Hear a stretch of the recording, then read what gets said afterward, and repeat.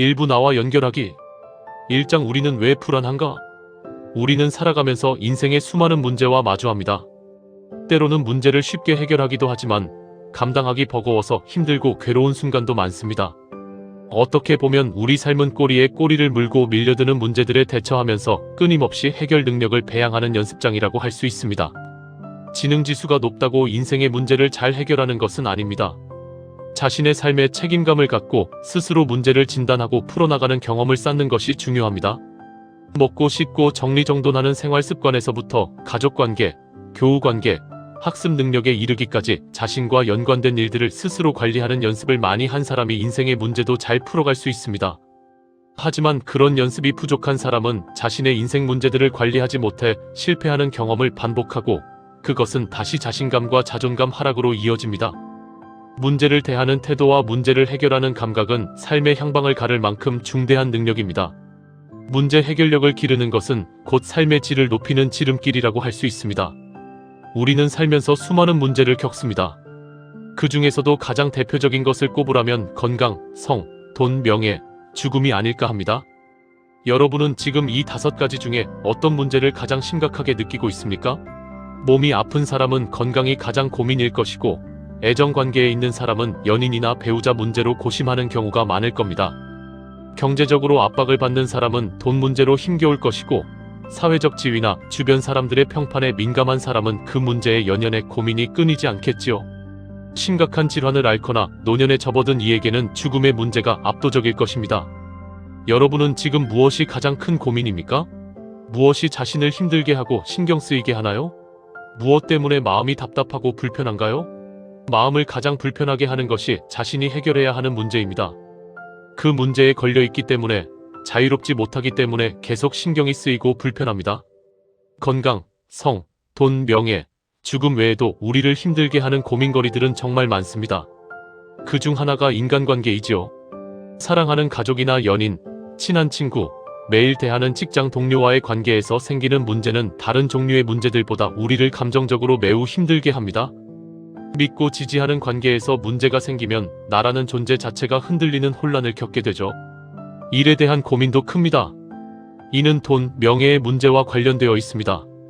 자신이 맡은 일을 잘 해내야 한다는 책임감과 부담감이 많은 스트레스를 만들어냅니다.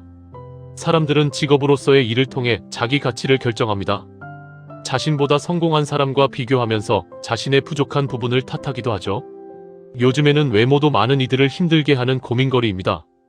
대개 남자는 건장한 근육질의 몸, 여자는 날씬한 몸매에 아름다운 얼굴과 피부를 갖기 위해 헬스, 다이어트, 피부 미용 등에 투자하고 성형도 적극적으로 고려합니다. 미디어의 영향으로 외모 지상주의가 성행하면서 외모에 대한 고민도 더 커지고 있습니다. 자신의 나쁜 습관을 고치는 것도 해결해야 할 큰 문제입니다. 어떤 이들은 술, 담배, 게임, 폭식, 마약 등 중독에 이른 습관들 때문에 고통을 겪습니다. 자신의 건강을 해칠 뿐 아니라 주변 사람들과의 관계에도 악영향을 미치는 나쁜 습관에서 벗어나기 위해 노력하지만 매번 실패해 자괴감만 깊어지는 경우가 너무나 많습니다. 이렇게 콕 집어서 얘기할 수 있는 특정한 문제들도 있지만 표면으로 드러나지 않으면서 내 안에서 나를 계속 잡아 끌어내리는 문제도 있습니다. 대표적인 것이 무력감입니다. 자신이 꼼짝없이 갇혀있는 느낌이 든 적이 있습니까? 반복되는 일상 속에서 타성에 젖어 제자리 걸음을 하는 느낌, 가슴의 열정은 식은 지 오래고 아무리 발버둥 쳐도 현실은 달라지지 않을 것 같은 두려움, 이렇게 살다가 인생이 끝날 것 같은 불안에 빠진 적이 있습니까?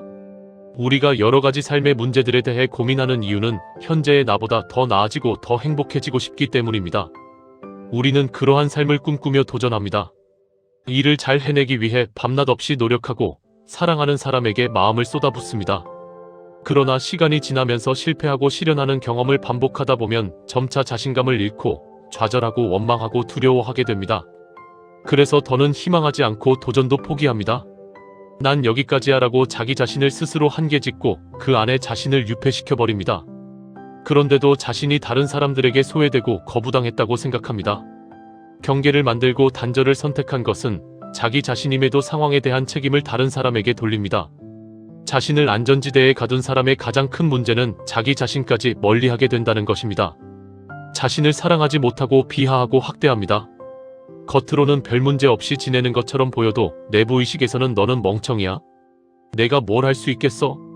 너는 가치 없는 인간이야 하면서 자신을 윽박지릅니다. 자기 혐오와 학대가 심해지면 결국 어떤 선택을 하게 되는지 우리는 알고 있습니다. 억울함과 원망과 분노의 에너지가 자신을 향하거나 불특정 다수의 사람을 향해 폭력적인 방식으로 분출됩니다.